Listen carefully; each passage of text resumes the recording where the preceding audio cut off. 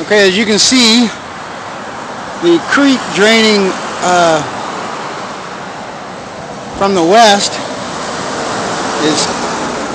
is filling up our whole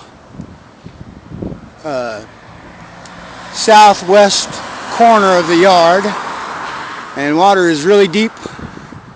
It's all coming out of that swollen creek, and all that's flowing through the yard. No standing water, there's no drainage. As you can see, it's just gathering up.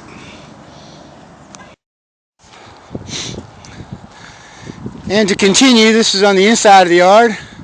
See all the water gathered up? The water is actually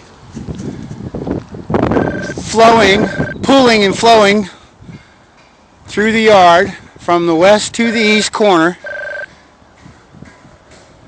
and filling up this whole corner of the yard.